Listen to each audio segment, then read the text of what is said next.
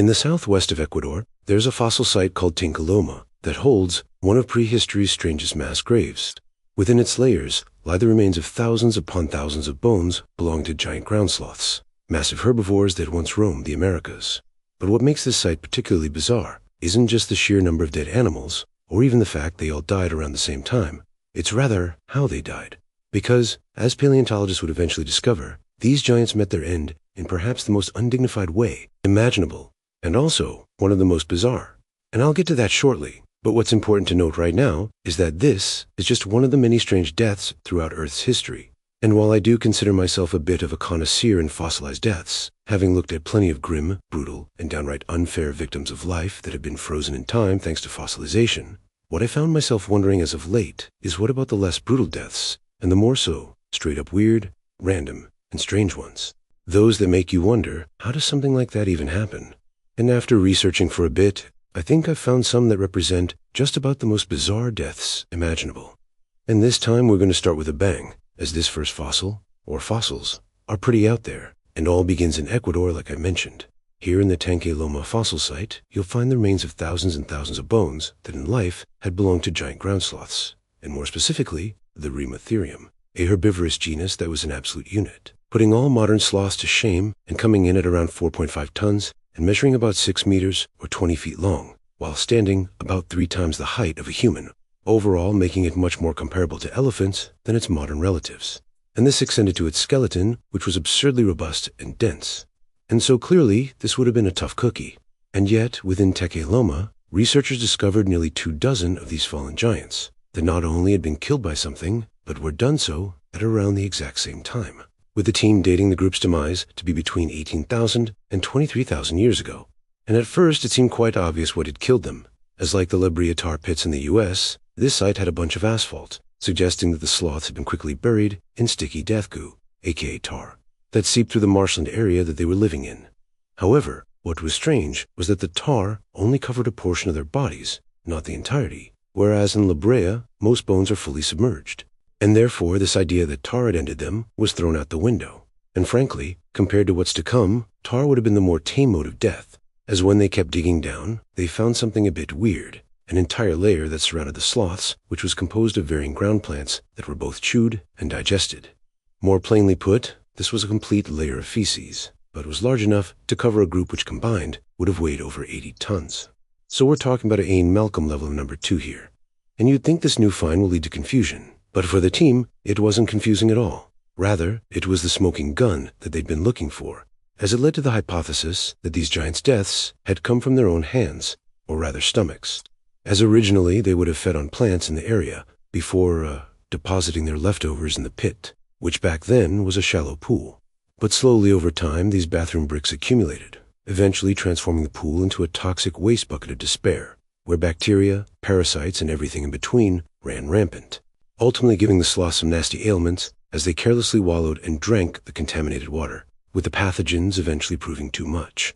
Now, this idea may seem like a stretch, but actually, this hypothesis stemmed from a real-life incident where in the 1970s a herd of 140 hippos in Tanzania were observed taking refuge in a shallow pool during a drought, which within a short period, large amounts of waste transformed that little refuge into their doom.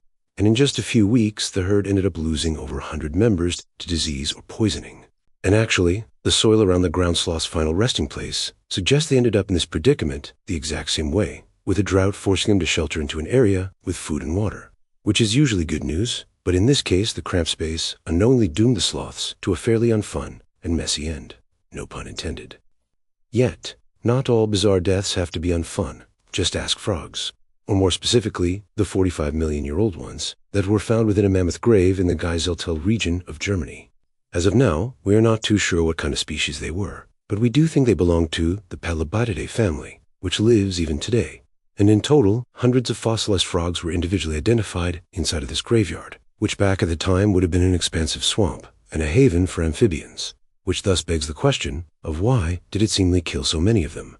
And for a long time, researchers had no clue, and for decades it was actually considered an unsolvable mystery, seeing that all the frogs were seemingly perfectly healthy at the time of death, having no sign of disease, old age, predation, or even scavenging. And so, the only thing paleontologists could go off of was their positioning and numbers, which is obviously not a lot. At first, only one possibility was thought plausible, being that their home had rapidly dried up. Yet if this was the case, they could have easily made for another, given the formation's abundance of swamps, and thus this idea was crossed out. However, a few years ago, after observing living frogs, paleontologists believed they finally cracked the code to this unsolved dilemma, with the answer essentially being that these frogs got a little too freaky. More specifically, they noticed that among certain extant frogs and toads, that a large source of mortality was mating, as across intense and short breeding seasons, many would often be overcome by exhaustion after or during the deed, and thus leading to them drowning, especially the females who in some groups are often pushed under the water by the dudes. They also realized these geysil-tall frogs likely spent their lives on land, only returning to the swamp to mate, and therefore weren't the best swimmers to begin with, making these fatal freakouts just that much more common and deadly. But mass amphibian die-offs aren't just a fossil-era quirk, as even right now, frogs across the world are teetering on the brink of extinction. But unlike our long-gone frisky friends, these frogs can still be helped, which is why I'm excited to be partnering with my friends at Planet Wild again. And in case you missed my last shout-out, Planet Wild is basically crowdfunding for conservation. They choose a new partner every month aimed at protecting animals, forests, and oceans, backed by a community of around 13,000 members whose contributions are used to support these conservation projects. And the best part is that the community gets to see how the contributions are used in monthly videos here on YouTube. So they're 100% transparent about where the funds go. And the projects happen all over the world. For example, they teamed up with a research group in Ecuador to find, breed, and release some endangered frog species before they go extinct for good, which is a very important mission because in case you didn't know, frogs are being wiped out by a fast-spreading fungal pandemic called chatrid. And in Ecuador alone, over 170 species have been completely dropped off the map. And guess what? The mission worked, as they were even able to find a male frog from a species that was thought to be extinct for decades and was only rediscovered in 2012. And so this is the kind of stuff that honestly you'd expect to be reading about in some scientific journal after it happened. But thanks to Planet Wild, you can literally help fund these projects and see the impact they're having in less than 30 days. And I personally have been a member for quite a while, and I think it's a great way for individuals to get involved in conservation. So if you want to protect Mother Nature, I highly recommend signing up. You can give whatever amount, big or small, as every dollar counts. And I will also cover the first month for the first 100 people that sign up. And if after you don't feel like supporting them anymore, well, you can cancel anytime. So if you want to help save the planet, scan the QR code or click the link in the description. And if you do join, let me know which mission you're most hyped about in the comments. I'd love to hear it. And now, back to the video. Now, with all this said, even though they were having fun, drowning is still not the best way to go. But perhaps the only silver lining to it is that it's not as exceedingly drawn out compared to the death of many other animals, of which includes another prehistoric one, a seriously unfortunate pterosaur, who died in such a rare way that we don't know of any other fossil that represents the same thing. And the pterosaur in question was a Ludodactylus, a fairly large early Cretaceous pterosaur from Brazil. That's a bit interesting in general because it looks almost exactly like what the kid's toy for a trinodon has become. And another interesting thing about it is the holotype fossil, with the reason being quite evident. Now, it shouldn't take a paleontology degree to tell that something is wrong here, but the specifics are a bit more nuanced.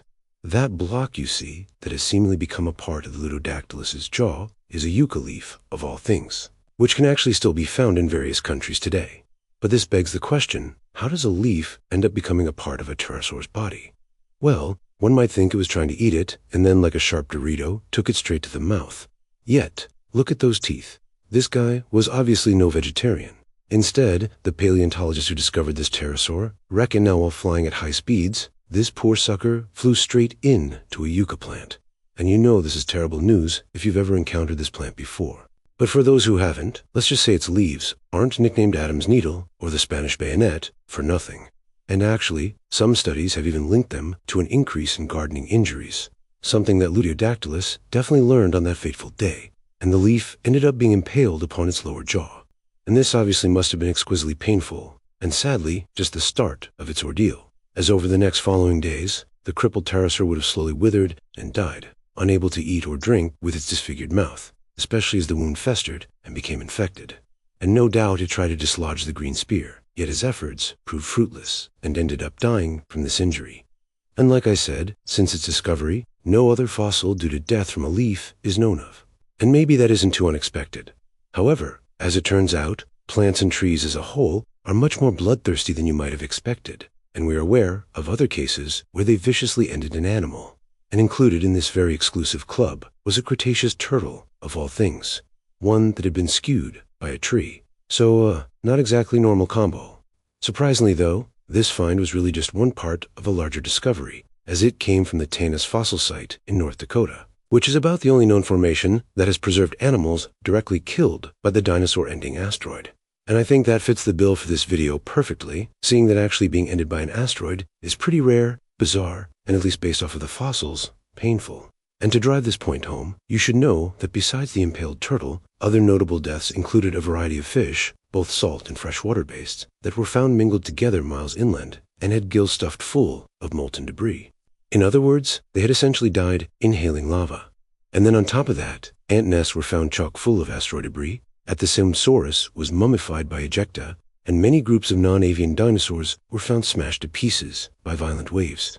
Sadly though, this is just a few of the many fossils that are probably there, as the site is private, and thus a lot of the found fossils that remained hidden from the public. So who knows what else is out there.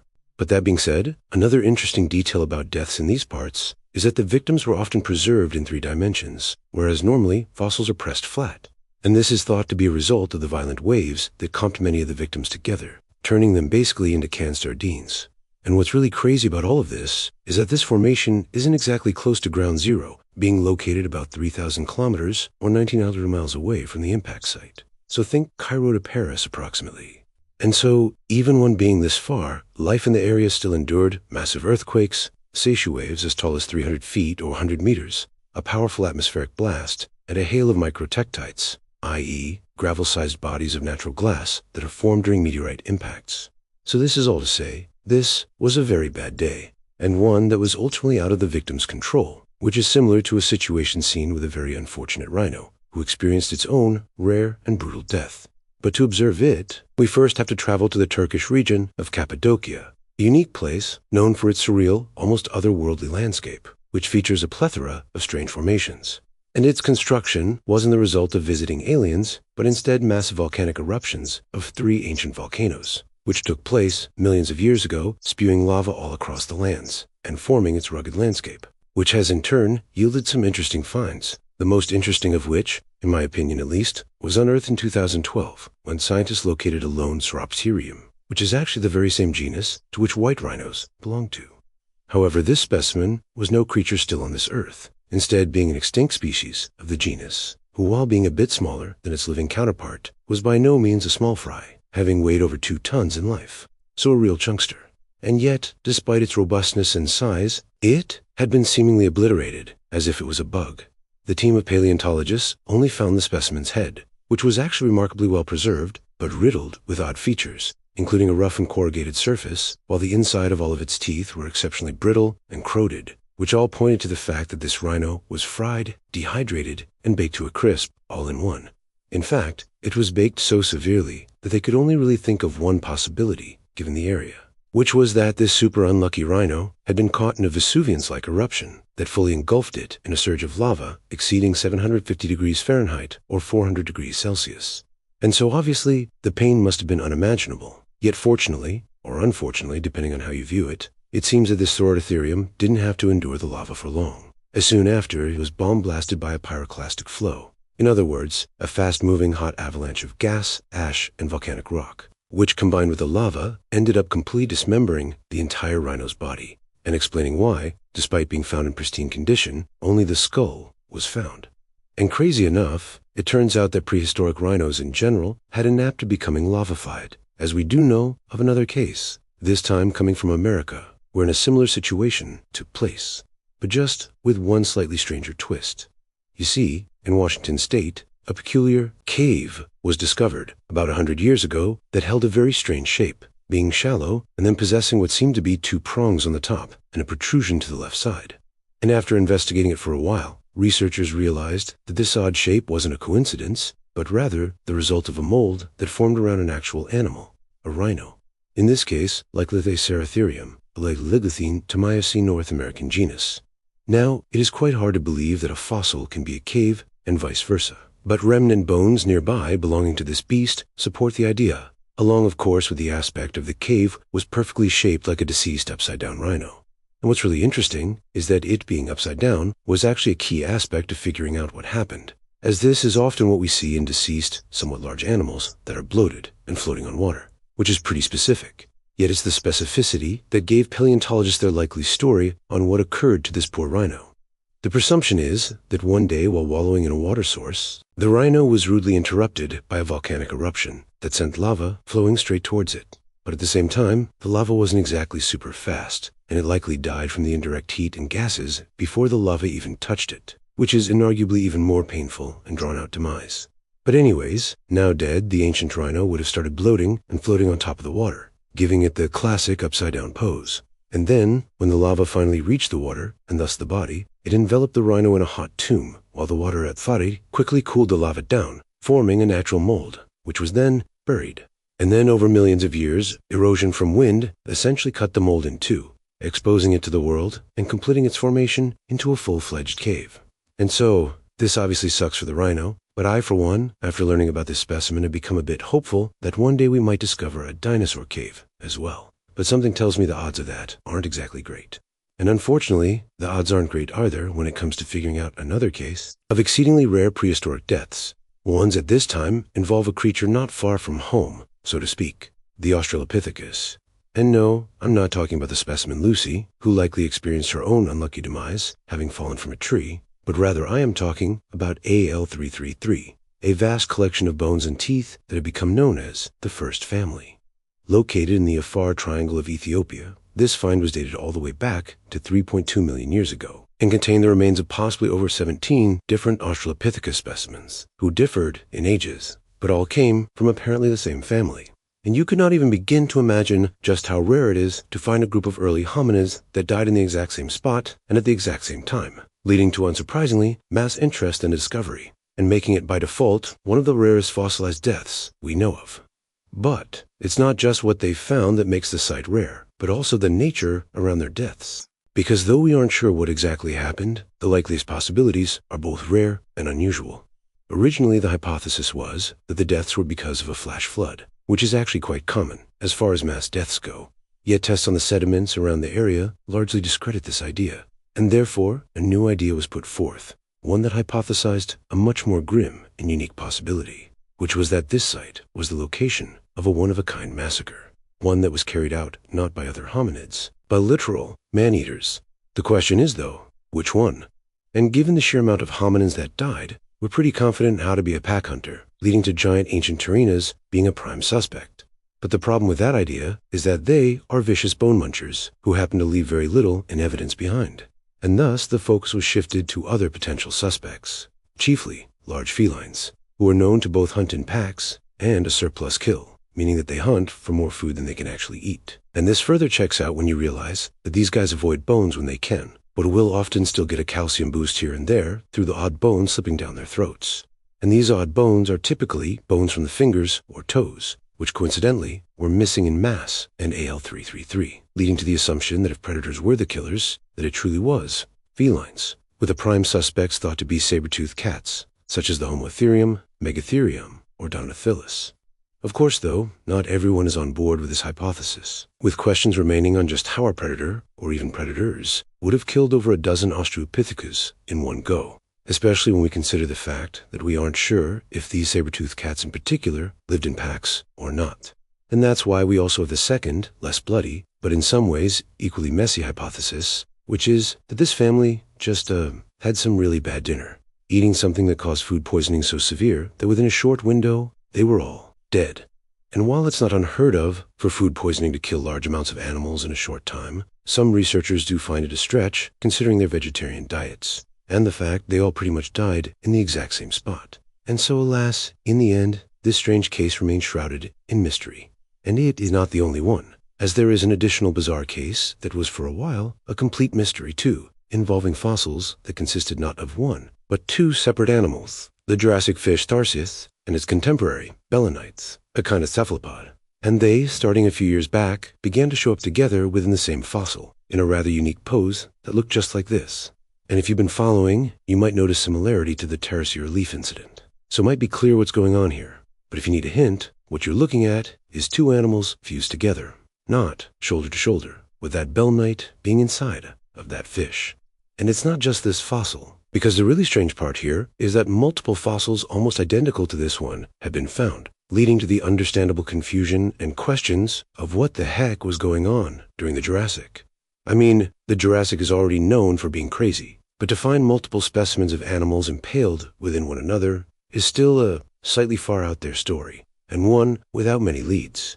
But the obvious first step to figuring out what happened is to identify which one was impaling the other. But even that proved hard, because the Belmont, for one, would almost certainly never try to take on a fish that size. And while they did have hard internal shells that could tentatively pierce things at high speeds, their kind wasn't exactly known to utilize them for ramming. And meanwhile the fish, the Tharsis, was larger in size, but was a known microcarnivore, feasting on decaying soft tissue or overgrowth, and thus definitely not hunting down squids half their length. And so, unsurprisingly, some detective work was needed to get to the bottom of this. And literally only a few weeks ago, a breakthrough was actually made after paleontologists realized something peculiar with all of the involved cephalopods, which was that they had a bunch of bivalves growing on them, a sign that perhaps they had been dead all along, even prior to the impalement, which in turn led to the hypothesis that the belemnites, deceased and full of little animals, had started to float towards the surface, a result of their internal shells filling with gas. And once at the surface, researchers believe they became deceitful, fatal traps for the Tharsis, as it had a tendency to suck on floating objects. Now, normally size difference between fish and objects, or an object's shape, would prevent catastrophe. But in this specific scenario, the unusual size of the fish and the highly aerodynamic design of the belemnites made for a surprisingly common predicament wherein the cephalopod's rostrum would slip straight through the Tharsis's mouth and into their gills. Not a pretty sight. And once in, the fish was unable to dislodge the makeshift spear and would slowly suffocate until death finally befell them. So there you have it, a collection of some of the most bizarre deaths preserved in the fossil record. From giant ground sloth literally drowning in their own waste, to frogs dying from doing too much hanky-panky. And what's perhaps the craziest thing about all of this is that these are just the deaths we managed to find and figure out. For every bizarre fossil death we discover, there are millions more they will never know about, either because it didn't fossilize well, or because we haven't stumbled upon them yet. And ultimately, these fossils serve as more than just curiosities or morbid entertainment. They're windows into the past that show us that life has always been unpredictable, sometimes cruel, and often just plain weird. It's a reminder that despite all of our technology and knowledge, we're still at the mercy of chance, bad timing, and Mother Nature. And if nothing else, they prove that no matter how tough you think you are, whether you're a 4-ton ground sloth or a flying reptile with a 13-foot wingspan, nature and pure dumb luck will always find a way to humble you. So the next time you're having a bad day, just remember, at least you're not a Jurassic fish with a dead squid stuck in your gills. Thanks for watching, and until next time on Next Thing Soon.